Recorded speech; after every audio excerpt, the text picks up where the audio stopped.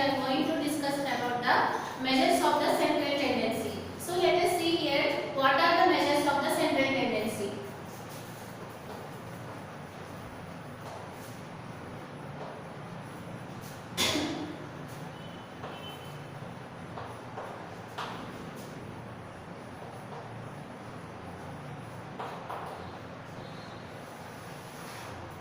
Okay, in statistics there are three measures of central tendency. One is the mean, and the second one which is the median, and the third one which is the mode.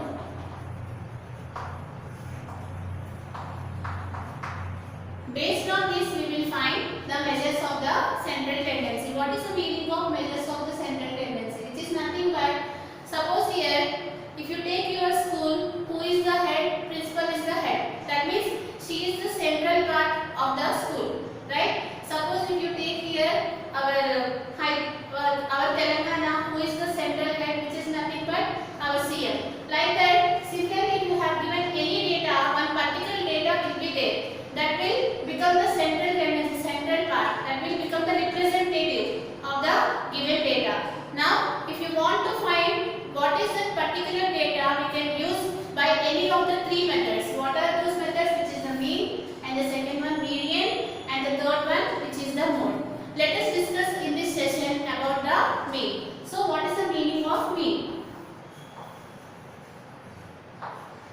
The other name for the mean is nothing but the average. You can call it as average also. So here, if you take the average of the observations, that we call it as an mean. So how to calculate the mean? Suppose here, how to take the average, the sum of the observations by the total number of the observations. By using that formula, you can calculate the mean of the given observations. So how do you can calculate? By using the formula, sum of the observations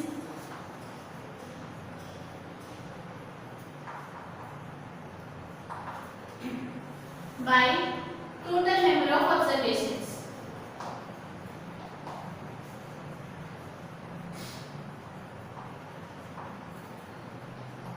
By using this formula, you can find the average of the data, given data. Suppose let us take here, if you want to find the mean of the first 5 natural numbers.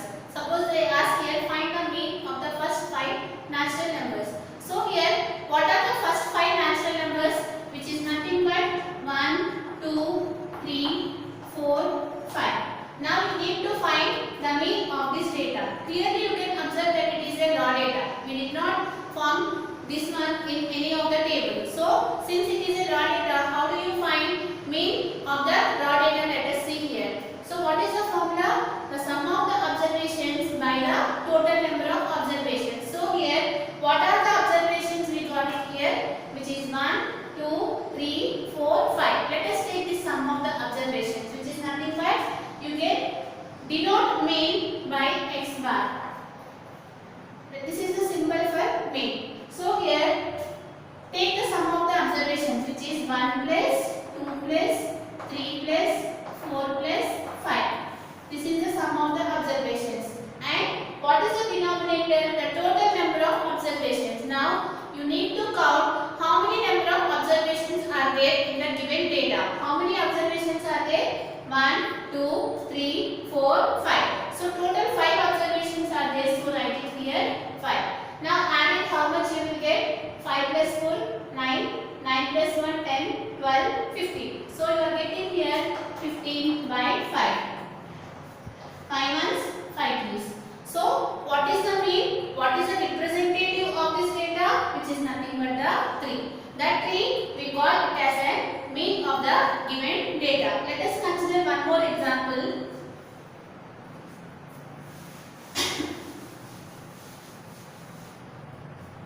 Suppose if you want to find the mean of first 5 odd numbers.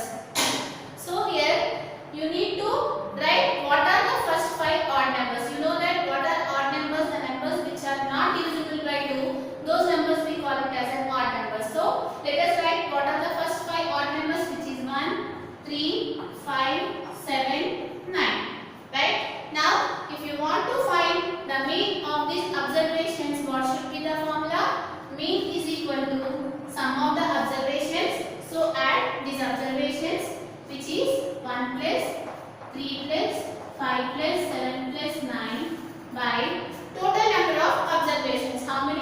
count it. 1, 2, 3, 4, 5. 5 are there. So write it here 5. Now add these values. So what you will get here? 9 plus 1, which is 10. 10 plus 7, 17. 17 plus 3, 20. Here 5, which is 25.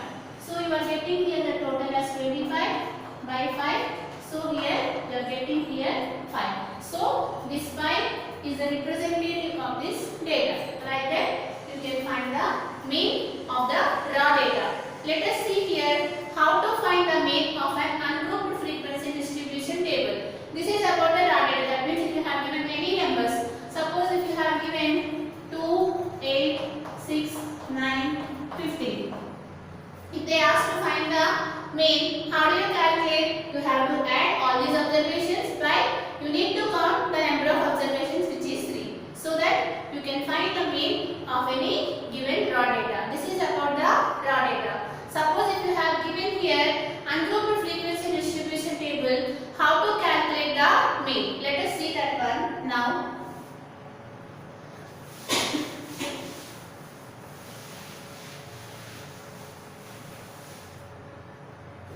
I am considering here one example.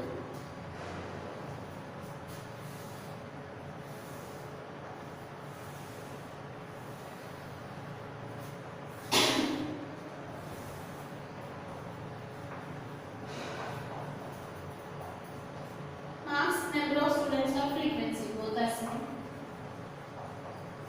Okay. Suppose I have conducted, suppose some person have conducted an exam for 30 marks. Let us suppose. And 10 students wrote that exam. Now I am writing those marks here. So here one person got here 25 marks. How many persons got it here 25 marks? Let us consider it as 4. 4 persons got 25 marks and 2 persons got 15 marks, and after that 1 person got 28 marks and the other person got 4, 5, 6, 7. Still 3 students are there. So since the space is not sufficient, I am writing it here 3. Okay, let us consider this is the ungrouped frequency distribution table. So for 30 marks the exam was conducted, 10 students wrote the exam and these are the marks they have got. 4 students got 25, 2 students got 15, 1 student got 28, 3 students got 20. If you want to find the total, is it correct or not? The total number of students must be equal to 10. So here what you are getting here 4, 5, 6, 7, 8, 9, 10. Since the total is 10, so this data is correct. So let us see here how to find the mean of this ungrouped frequency distribution table. So this one we call it as an xi. What is the meaning of xi? Xi is nothing but the observations. This is x1, this is x2, this is x3 and this is x4. x1, x2, x3, x4 we call these as the observations. And this is fi.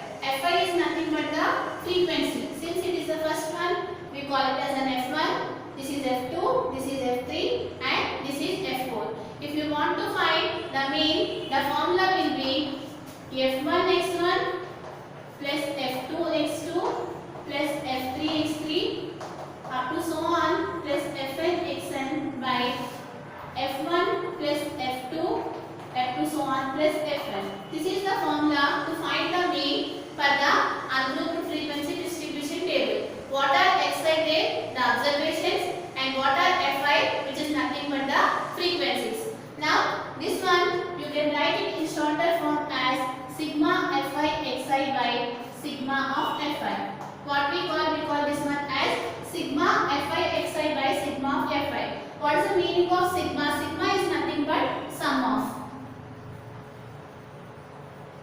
In mathematics, we have written in the form of the symbol. We call it as in sigma. Sigma is nothing but the sum of these values. So here fi xi. fi xi is nothing but f1x1 plus f2x2 plus f3x3. That means we are taking the sum of all these values such that we have it in the form of sigma fi xi by sigma of fi.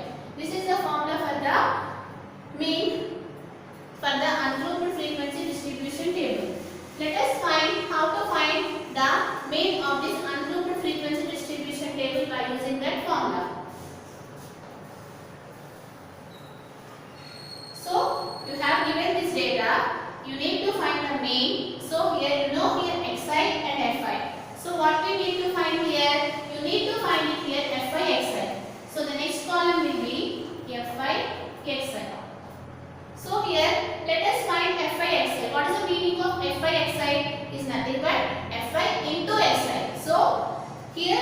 F1 into S1. So calculate here 25 into 4, which gives you 100, and similarly 15 into 2, which is 30, and 28 into 1, which is 28. After that 20 into 3, which is 60. Right? This is what F1x1, F2x2, F3x3, F4x4. Right? If you want to find the mean of this data, so what will be the formula? Mean is equal to F1x1 plus F2x2 plus F3x3 plus F4x4. Right? Here only 4 are there. Right? Only 4 observations are there. So you can write up to F4x4. By you need to add here frequencies, which is F1 plus F2 plus F3 plus F4. Now let us see here what is the value of F1x1, which is 100. So write it here 100 plus what is the value of F2x2, which is 30, F3x3 28, F4x4 60. So write it here 28 plus 60. Now take the sum of these frequencies. We have already calculated F1 plus F2 plus F3 plus F4. We got it as 10 because for 10 students these marks are given. So write it here 10. Now add it. What you will get here? 100 plus 30, which is 130. 130 plus 60, which is 190. Right? What you got it here? 190, and what is still left, which is 28. 8, 9, 10, 11, 1, 218. So you got it here 218 by 10, which gives you here 28.1. Okay, this is the mean of this ungrouped frequency distribution table. So